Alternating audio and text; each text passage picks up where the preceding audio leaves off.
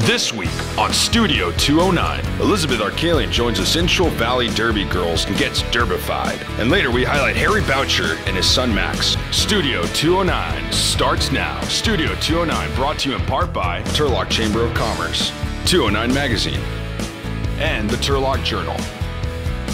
209 Magazine, the only magazine of its kind, is here.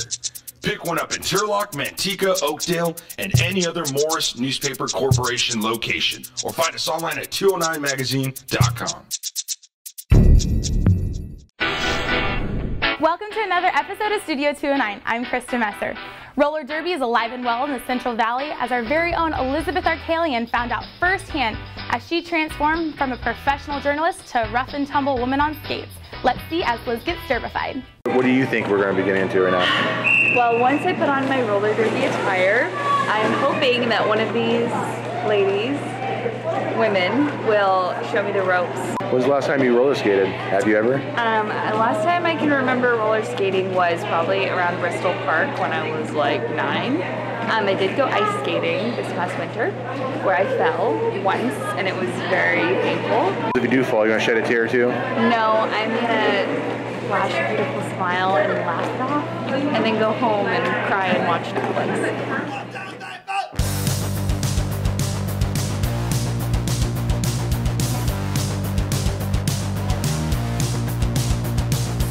How'd you get into roller derby? I got into roller derby because one of my mom's friends was selling my mom tickets, and we went, and I fell in love with the sport as soon as I saw it. I saw it and I was just like, Mom, I'm doing this. I love it. It's amazing. It's a sport I can actually play. You know, we're just a bunch of women who come out and express ourselves. We all have families, jobs, do, you know, your everyday thing, but our outlet is coming out knocking the crap out of each other. It takes over your life, pretty much. It's like you got to pretty much be dedicated. I mean, it's not just, you know, you come out here 1 or 2 days a week and that's it. It's for any woman. It doesn't matter like your age, or if you're a stay-at-home mom, or if you work. It doesn't matter. Like, you could be your own hero. Is it as intense as it looks? I would say yes, but you're also trained to be able to take the hits. It's a full contact sport, so it's an all-out fight while we're out on the track. What does it take to be a derby girl? You have to take a hit and be able to fall and just get back up and keep playing. I like the word tenacity. It's just to strap on some skates. Perseverance. Don't give up. You know, you give some, you get some for sure, but the name of the game is just get up and keep trucking. Well, I guess it's time to find out if I have what it takes to be a roller derby girl.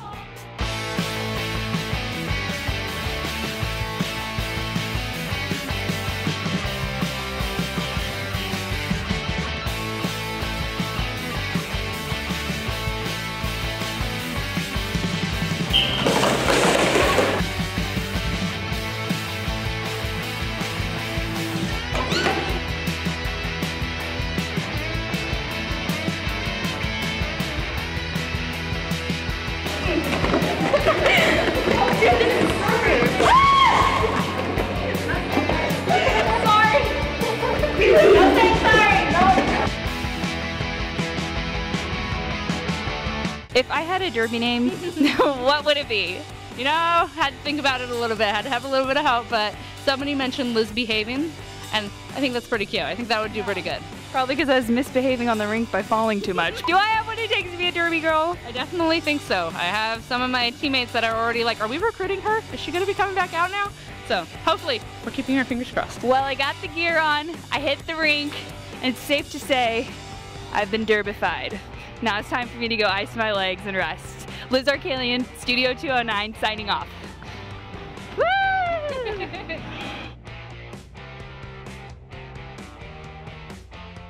My name is John Jaregi of Jaregi's Paint and Decorating. I'm Susan Quigley with Oak Valley Community Bank. Hi, I'm Ed Yonan of Yonan Jewelers, and I'm a chamber member. I'm a chamber member. And I'm a chamber member. What the chamber does for my business in particular is making Turlock just a better place to do business in general. The Chamber of Commerce has a lot of resources that are accessible to individuals as well as businesses. I've met a lot of fellow businessmen in the area because of the chamber, and they've become good clients and good friends of ours. I appreciate the chamber being the voice of business in Turlock. Hi, I'm Turlock Mayor John Lazar, and I support the chamber.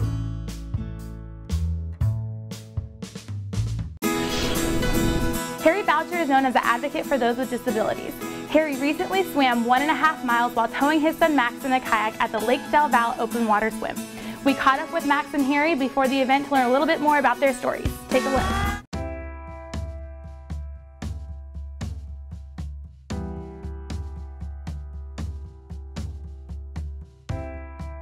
When I was 1.5 years old, I got meningitis and also a blood clotting disorder, which led to being an amputee. So I've been an amputee since I was 1.5 years old. When I got a little older, wanted to get into sports, and my parents thought swimming might be a good option for me. So about 10 years old, I joined the Turlock Swim Club. Swam all the way through high school, MJC, played water polo. If I couldn't just go barefoot to the blocks and dive in, and doing flip turns hurt too much. So I guess ironically and luckily, my parents, they own a shoe store, so we kind of came up with the idea of just wearing really small tennis shoes when I swam. There was a meet when I was probably about 12 years old where they tried to disqualify me because I was wearing those, and I can't even remember how many times during swim meets where I'd get up on the blocks and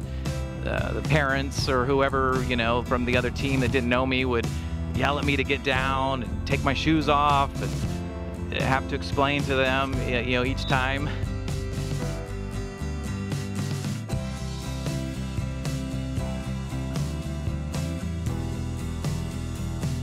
Kind of one of those family inherited things where you liked it, so I liked it when I was born. Swimming is something that, you know, like I said, for myself, was something I could do without pain, and didn't really necessarily need my feet to do. And I think for Max, he's got such a strong upper body that he's really good in the water, and it's something that kind of comes natural for him.